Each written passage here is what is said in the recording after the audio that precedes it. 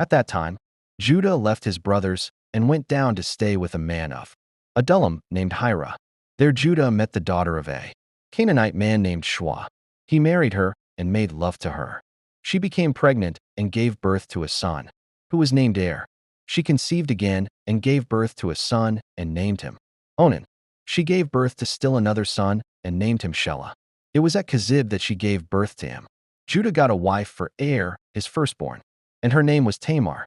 But Er, Judah's firstborn, was wicked in the Lord's sight. So the Lord put him to death.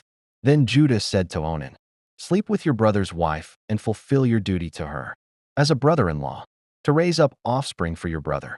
But Onan knew that the child would not be his. So whenever he slept with his brother's wife, he spilled his semen on the ground to keep from providing offspring for his brother. What he did was wicked in the Lord's sight. So the Lord put him to death also. Judah then said to his daughter-in-law Tamar, "Live as a widow in your father's household until my son Shelah grows up." For he thought, he may die too, just like his brothers. So Tamar went to live in her father's household.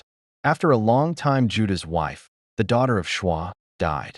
When Judah had recovered from his grief, he went up to Timnah, to the men who were shearing his sheep, and his friend Hira the Adullamite went with him.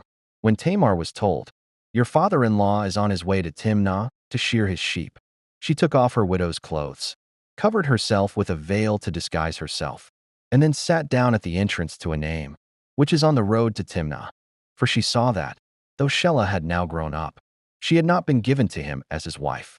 When Judah saw her, he thought she was a prostitute, for she had covered her face. Not realizing that she was his daughter-in-law, he went over to her by the roadside and said, "Come now, let me sleep with you."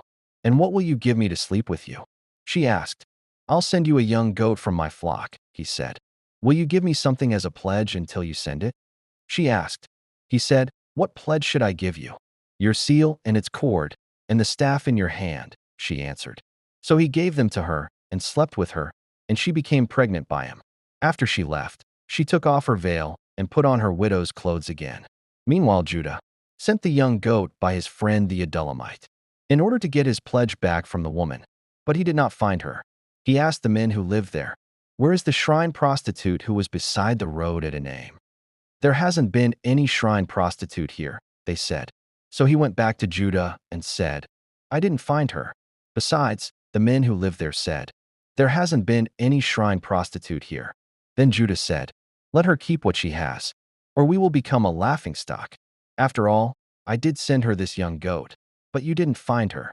About 3 months later, Judah was told, "Your daughter-in-law Tamar is guilty of prostitution, and as a result she is now pregnant." Judah said, "Bring her out and have her burned to death." As she was being brought out, she sent a message to her father-in-law.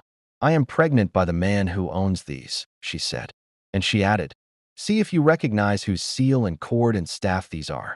Judah recognized them and said, "She is more righteous than I, since I wouldn't give her to my son Shelah."